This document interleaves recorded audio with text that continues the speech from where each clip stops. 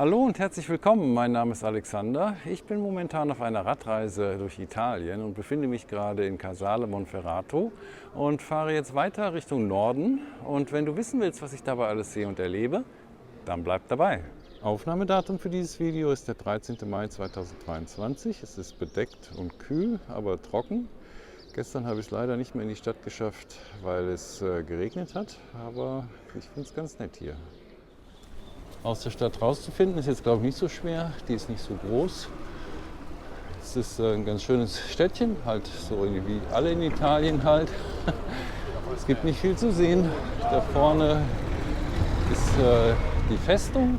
Es gibt den einen oder anderen schönen Platz und eine schöne Gasse. Ja, und das Interessante hier ist, dass die Stadt direkt am Po liegt.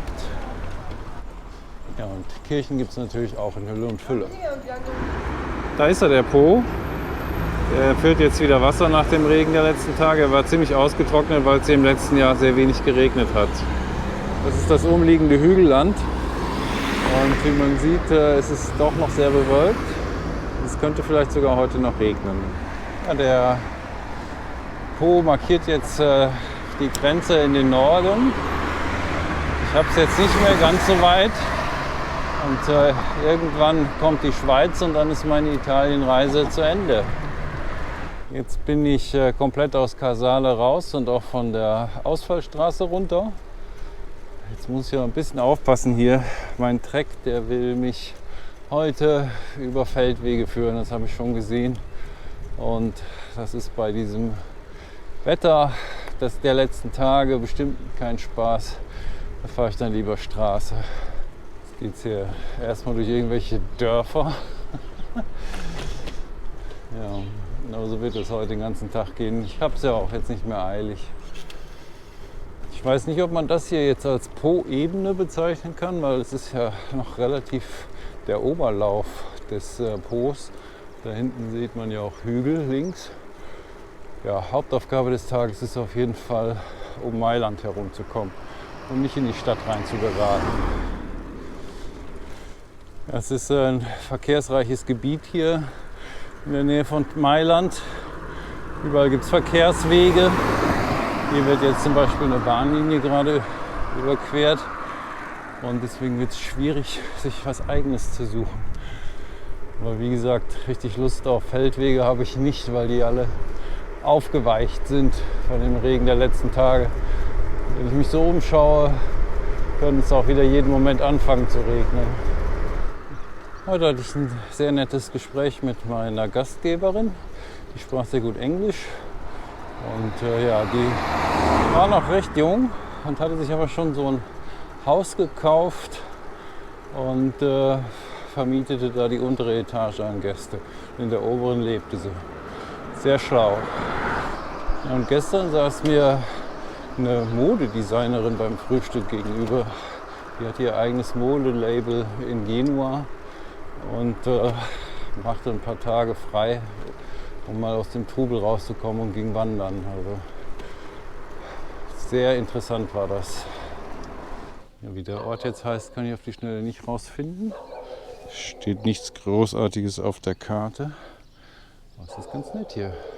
Mit einem Bach, der in den Po fließt, einer Kirche, steht Dom oben dran. Ja. Jetzt geht's weiter geradeaus. Hier sieht es jetzt nicht mehr ganz so schick aus wie in den Touristengebieten, aber es hat auch seinen eigenen Charme.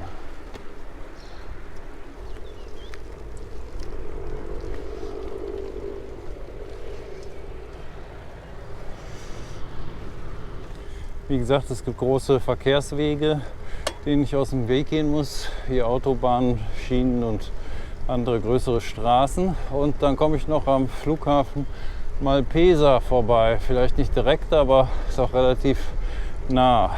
Das ist ein Flughafen, der zu Mailand gerechnet wird.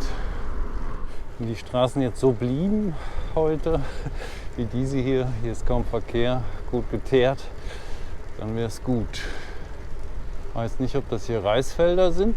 Es sieht so ein bisschen so aus, weil es eingedeicht ist, aber keine Ahnung.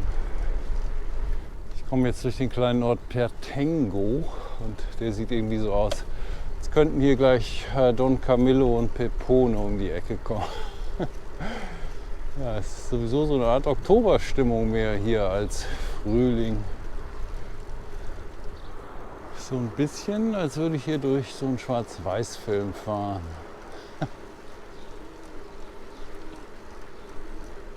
Jetzt wollte ich gerade mal nachschauen. So sehen Feldwege im Moment aus. Also das muss ich auf jeden Fall versuchen zu vermeiden, auf solchen entlang zu fahren heute.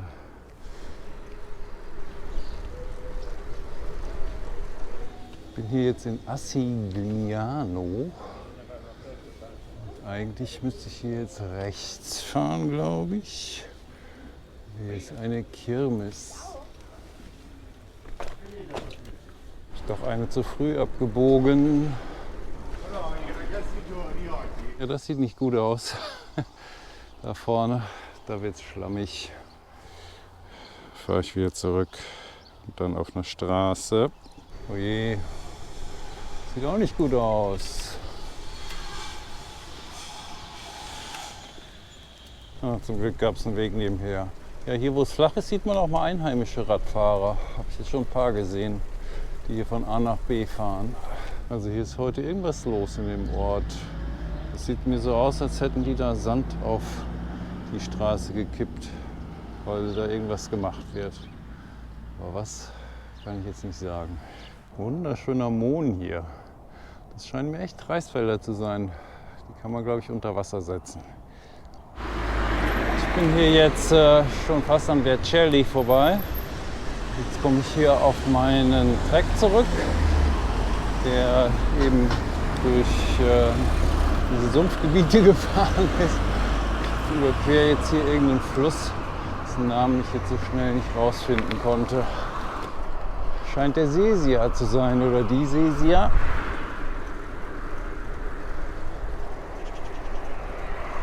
So, hier ist mal wieder eine finstere Wolke. Ich hoffe, ich bleibe trocken. Hier ist wieder die Via Francigena, der Wanderweg nach Rom oder Pilgerweg. Ich hatte mich ja gefragt, ob Luther den gegangen sein könnte. Und man ist sich nicht ganz sicher. Also auf dem Rückweg könnte er den gegangen sein, weil bei Bologna Krieg war. Und vielleicht ist er dann nicht direkt nach Norden, sondern über das Rhonetal gegangen. Dann wäre er hier entlang gekommen. Es ist nur wenig bekannt über diese Reise. Es basiert das meiste auf Spekulationen. Wahrscheinlich ist er auf dem Hinweg über den Splügenpass gegangen. Man ist sich nicht mal sicher, wann er überhaupt gegangen ist. 1510 oder 1511 im Sommer, im Winter. Es wird vermutet im Winter, aber dann über den Splügenpass. Naja, darüber sollen sich die Historiker streiten. Mein Trek wollte mich auf jeden Fall über diese Via Francigena schicken, aber das war auch wieder ein Feldweg. Und jetzt fängt es auch gerade an zu regnen. Also keine gute Idee, jetzt durch den Schlamm zu fahren. Ja, dadurch, dass ich diesen Feldweg jetzt nicht fahren wollte, bin ich jetzt gezwungen, hier auf einer ziemlich großen Straße zu fahren. Bis Novara. Das sind jetzt noch 17 Kilometer. Und danach, nach Novara, geht es an einem Fluss entlang über Feldwege. Was ja wirklich keine gute Idee ist heute. Aber wir werden es sehen. Es ist inzwischen 12 Uhr fast. Ich bin jetzt in Borgo Vercelli. Nach Novara sind es jetzt noch 14 Kilometer. Ich glaube, ich bleibe hier auf der Hauptstraße.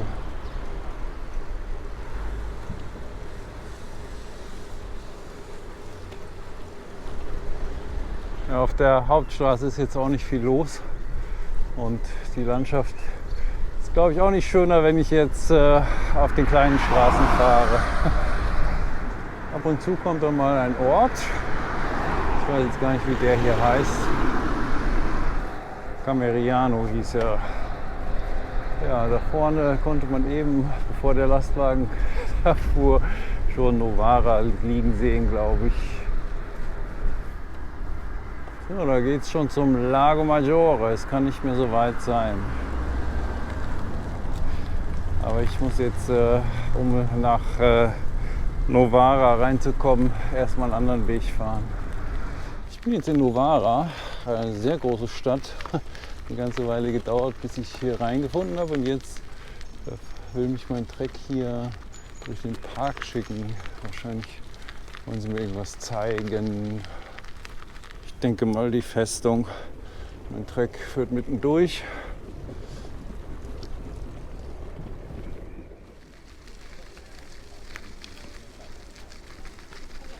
Ja, und gleich dahinter ein großer Platz.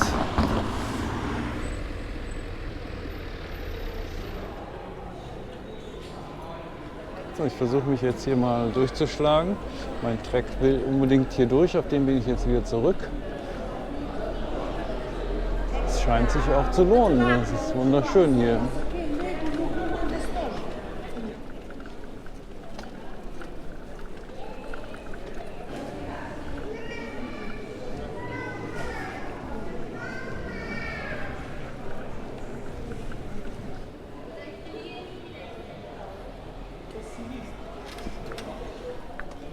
Es ist inzwischen 1 Uhr und ich würde jetzt gerne mal eine kleine Pause machen und was essen. Ich bin jetzt fast aus Novara raus und vor mir liegt gerade der Lago Maggiore. Eine große Pfütze an der Straße. Da muss ich jetzt vorbeikommen, ohne dass mich einer nass macht.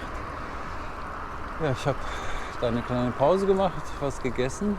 Ich könnte noch einen Kaffee gebrauchen, den habe ich noch nicht gekriegt. Vielleicht jetzt noch auf den letzten Metern hier, mal schauen. Ja, mein Treck würde jetzt hier diesem Kanal hier links folgen. Aber das ist leider eine Slalomfahrt um Pfützen herum. Das ist so schade, weil es geht jetzt gleich an dem Fluss entlang, der aus dem Lago Maggiore rauskommt. Das ist bestimmt wunderschön da. Aber das hat keinen Zweck. Es würde eine Schlammschlacht werden. Deswegen fahre ich jetzt diese etwas langweilige Straße jetzt nach Norden. Zum Lago Maggiore sind es jetzt noch 28 Kilometer. Wir sehen, wie die Topografie ist. Ich habe den dumpfen Verdacht, dass ich wieder auf so eine Schnellstraße geraten bin. Ich hoffe, gleich kommen nicht die Carabinieri. Uiui. Es waren jetzt aber auch im Kreisel keine Schilder aufgestellt. Aber es war wieder so eine gerade Straße mit Seitenstreifen und Parkbuchten und links und rechts hohe Leitplanken. Ja, bin jetzt mal abgefahren, fahre ein Stück parallel dazu. Das geht jetzt hier gerade. Ja, dadurch, dass ich abgefahren bin, bin ich jetzt hier durch Bellinzano Novarese gekommen. Ich bin auf der Suche nach einem Café, aber die Bars haben alle geschlossen.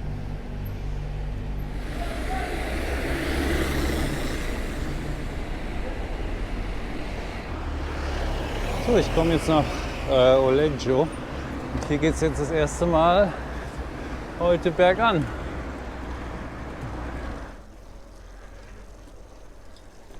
So, hier muss es doch jetzt eine Bar geben. Ja, es gab ein Café und jetzt kann es weitergehen. Es ist inzwischen kurz nach 3.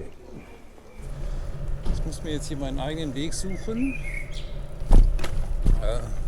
Mein Treck geht ja wie gesagt da am Fluss entlang über Feldwege.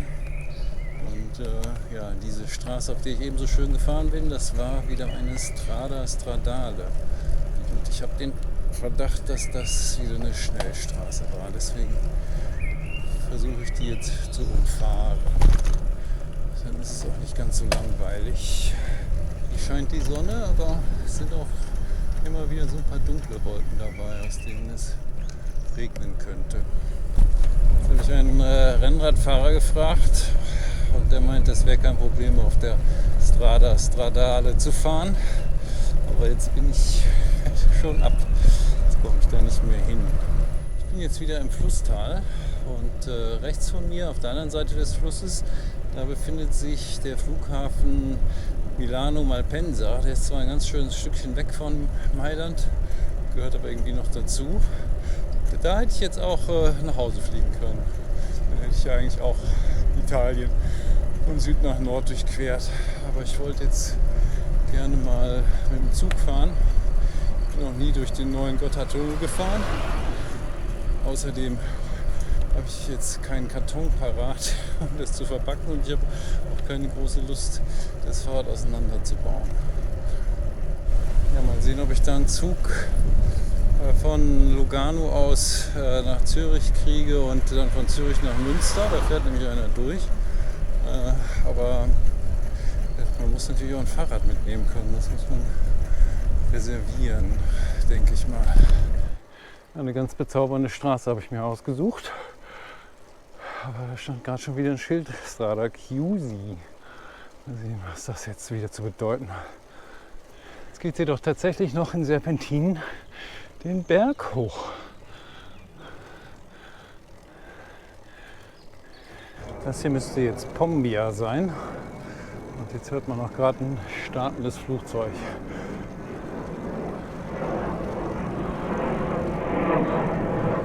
Ich bin jetzt in Varallo Pombia und jetzt fahre ich wieder zurück zur Hauptstraße, zur Strada Stradale. Ich riskiere das jetzt einfach, weil die geht jetzt geradeaus zum Lago Maggiore und nicht mehr hier hin und her. Zurück auf der Strada Stradale. Das war ein sehr schöner Ausflug in die Auenlandschaft da unten. Jetzt kommen mir aber auch schon Rennradfahrer entgegen, also es dürfte kein Problem sein, hier zu fahren.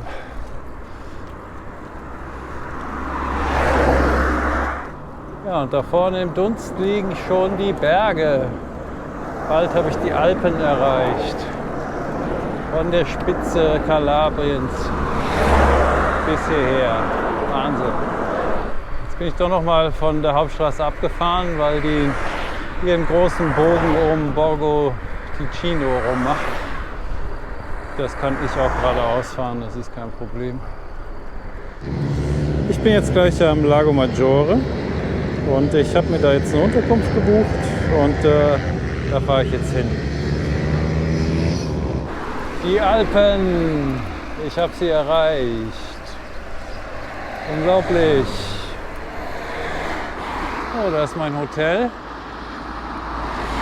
Da fahre ich auch gleich hin. Ja, jetzt muss ich mal gerade hier gucken.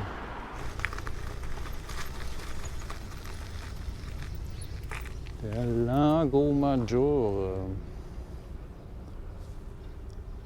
Ja, das schaue ich mir gleich nochmal in Ruhe an. Ich gehe jetzt erstmal ins Hotel, check da ein und mache mich ein bisschen frisch und dann komme ich nochmal hierher. So, da ist es wieder. Ist also gar nicht weit weg vom See. So, da stehen schon zwei Fahrräder. Ich hoffe, ich kann meins dazustellen. Das hat problemlos geklappt und mein Fahrrad steht jetzt in der Garage. Das ist mein Bett für heute Nacht. Und das ist der Blick aus meinem Fenster.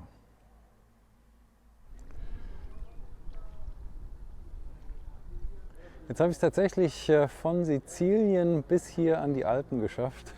Ich bin noch immer ganz überwältigt. Ja, mit dem Spaziergang wird es jetzt heute Abend leider nichts. Dann fahre ich eben morgen nach Arona. Es fängt nämlich jetzt gerade an zu regnen und es wird weiter regnen heute Abend. Ich hatte auf jeden Fall unheimliches Glück, dass es heute den ganzen Tag trocken geblieben ist und ich das Regencape nicht rausholen musste. Ja, wie gesagt, morgen fahre ich erstmal nach Arona. Ich habe jetzt sozusagen den nördlichsten Punkt ungefähr meiner Reise erreicht. Ich werde jetzt hier weiter an den Alpen Richtung Como fahren morgen.